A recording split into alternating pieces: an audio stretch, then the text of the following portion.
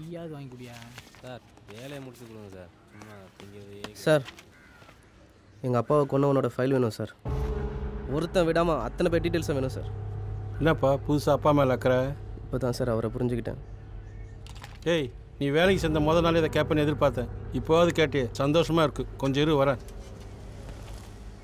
டேய் என்னடா ஆச்சு? உன்னே தாண்டா.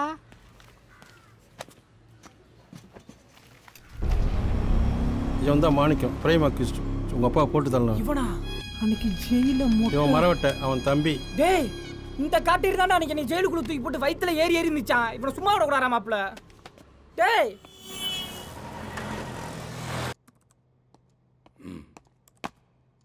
சார் சொல்லுயா. ரெசிக்னேஷன் லெட்டர் கொடுக்கணும் சார். அது உங்கள் ஸ்டேஷன்லேயே கொடுக்க வேண்டியது தானே? எதுக்கு கஷ்டப்பட்டு அப்பாயின்மெண்ட் வாங்கி என்கிட்ட கொடுக்க வந்திருக்கேன்? இது நீங்கள் கொடுத்த வேலை சார். யார் யா நீ? என்கவுண்டரில் இருந்த ஹெட் கான்ஸ்டபிள் சிங்காரத்தோட பையன் சார். என்னையா போலீஸ் வேலை பிடிக்கலையா? அப்பாவுக்கு ஒன்று நான் கண்டுபிடிக்க போகிறேன் சார். நீ போலீஸ் தானேயா? ஆளை கண்டுபிடிச்சி சட்டத்துக்கு முன்னாடி நிற்க வைக்க வேண்டியது தானே? சார், இங்கே எடுபடி வேலை பார்த்துட்டு என்னால் அதை பண்ண முடியாது சார். எடுபடி வேலையா? டேய், போலீஸ் வேலைன்னா என்னன்னு தெரியுமாடா உனக்கு? நீ எல்லாம் ஒரு போலீஸாடா? ஓசியில் வேலைக்கு சேர்ந்தவன் உதவ கரையாக தான் இருப்பான்னு நிரூபிச்சல. நீ இந்த வேலையை கேவலப்படுத்துறடா. இந்த வேலை கிடைக்க காரணமா இருந்த உங்க ஒப்பனை கேவலப்படுத்துற. டேய், உங்க அப்பா யாரு? எனக்கு மாமனா மச்சானா? அவன் செத்துட்டான்னு தெரிஞ்ச உடனே ஒரு நிமிஷம் கூட யோசிக்காம உனக்கு வேலை போட்டு கொடுத்தா. டேய், உங்க அப்பனை இப்படி பார்த்தேன்னு தெரியுமா உனக்கு? அந்த பக்கம் போ, அந்த பக்கம் போப்பா. என்ன அந்த பக்கம் டிராபிக் எவ்வளவு தூரம் நிக்குது? திருப்பறதுக்குள்ள பின்னாடி வந்துட்டான் சார். பின்னால போன்னு சொல்றேன்லடா. வண்டி அடியா. அந்த பக்கம் வண்டி எல்லாம் நிக்குது இல்ல? கொஞ்சம் கூட யோசிக்க மாட்டீங்களா? வண்டிங்க கொண்டு போட்டுருக்கீங்க. எடுங்க. யோ, எடியா நீ. யோ, ஓவர்டேக் பண்ணி போயா. பாத்துக்கலாம். டிராபிக் ஜாம் ஆகிடுச்சா இல்லையா? பின்னால அடியா. நம்மளே ரூல்ஸை மதிச்சாதான் பப்ளிக் ஒழுங்கா நடந்துக்கும். நம்மளே முன்மாதிரியா நடந்துக்கணும். எவ்வளவு ஸ்டூடெண்ட்ஸ் வர்றாங்க. ஆக்சிடென்ட் யாரியா பொறுப்பே? எடு வண்டியா பின்னால அடி. பின்னால எடுக்கிறேன். யோ, யோசவா சார், நான் போய் பேசவா? அதெல்லாம் ஒண்ணு வேணாம். சைரனை பார்த்து தான் அந்த ஆளு நம்மளை கத்துறான். போ, அப்படியே பின்னால போ. இந்த மாதிரி ஆளுங்களால தான் நம்ம டிபார்ட்மெண்ட்டுக்கு இன்னும் கொஞ்சம் நல்ல பேர் இருக்கு. சந்தோஷமா இருக்கு.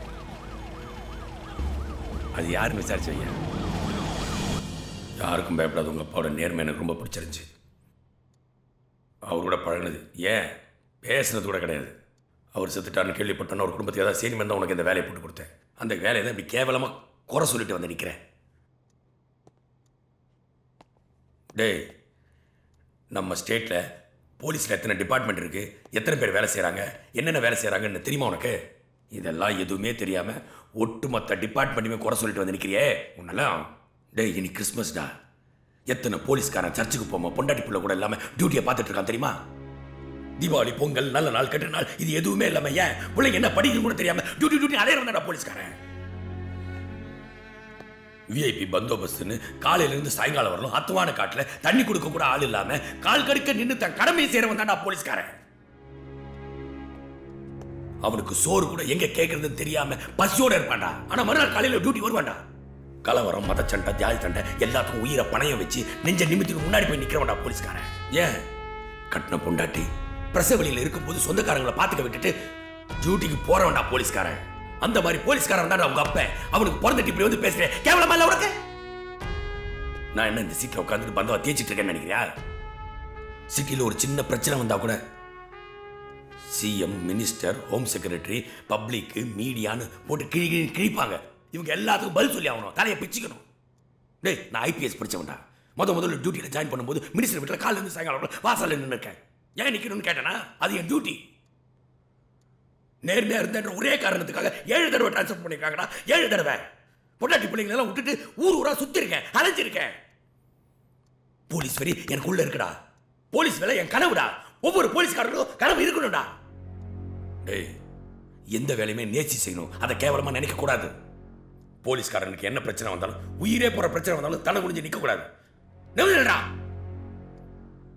போலீஸ்காரனுக்கு ஃபயர் உள்ள இருக்கணும், வெளியே சிரிச்சுக்கிட்டு இருக்கணும், காத்து இருக்கணும். பொறுமையா இருக்கணும். நேரம் வரும்போது எதிரியை தட்டி தூக்கணும். போய் தட்டி தூக்குடா. அதை விட்டுட்டு வேலை வேணாம் இது வேணான்னு வெக்கம் இல்லாம வந்து நிக்கிறான். இன்னொரு தடவை இப்படி பார்த்த உன்னைங்க அவ்வளவுதான். சீ பா.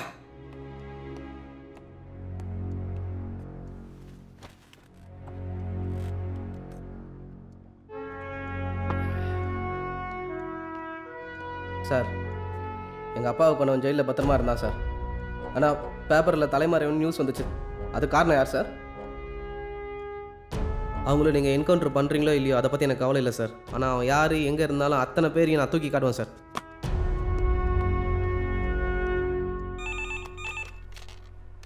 ஹலோ ஏகாம்பரம், நான் தான் கவுன்சிலர் தம்பி பேசுகிறேன். சார் சொல்லுங்கள் சார், எப்படி இருக்கீங்க? அதெல்லாம் இருக்கட்டும். அண்ணனுக்கு பர்த்டே பார்ட்டி வச்சுருக்கேன். 2 போலீஸ் அனுப்பி என்ன? நானே வரேன் சார். ஓ, உடனே பல்ல காட்டாதையா. 2 பிசி அனுப்பி அது போது நான் பார்த்துக்கிறேன் மொத்தம். சரி சார், அனுப்புகிறேன். பை ஃபோனை. டேய், அந்த ஏசி போன் மாட்டான்டா. என்னன்னு கேளுங்க. சார் வணக்கம் சார். அந்த கவுன்சிலர் கோவிந்தன் தம்பி என்கிட்ட எகத்தாளமாக பேசுகிறான்டா. என்ன சார் சொல்றீங்க? உங்களையா? இன்னைக்கு அண்ணனும் தம்பியும் பிறந்த நாள் கொண்டாடுறானுங்களாம். எப்படியும் பொம்பளைங்களோட கூத்தடிப்பானுங்க.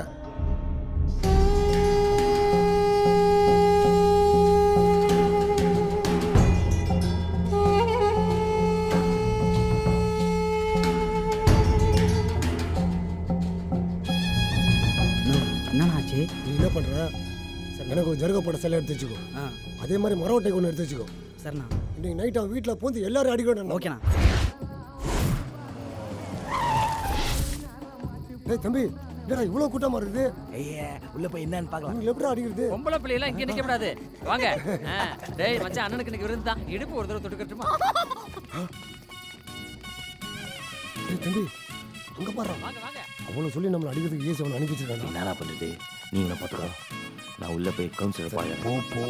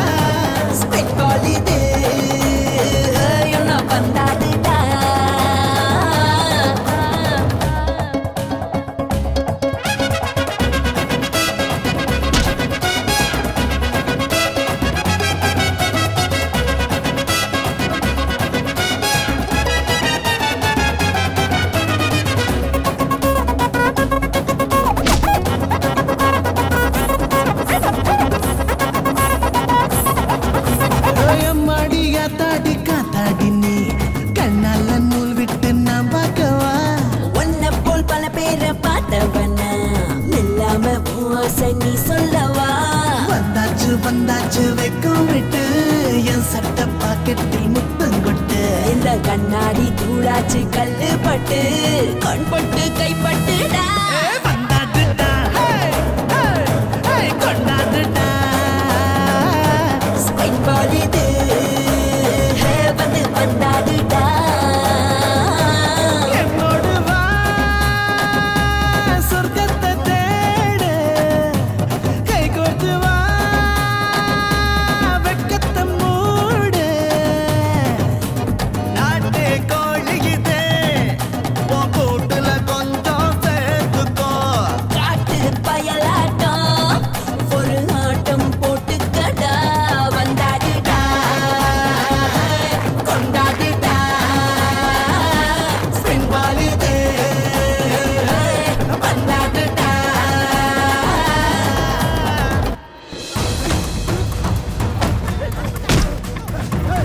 தூக்கத்தில் ரெண்டு பேரும் பிளான் பண்ணியா விட மாட்டேடா பண்ணிடுறா பிரச்சனை எனக்கு இல்லை உனக்கு தான் தெரியுமா உங்கள ஜாகிரதை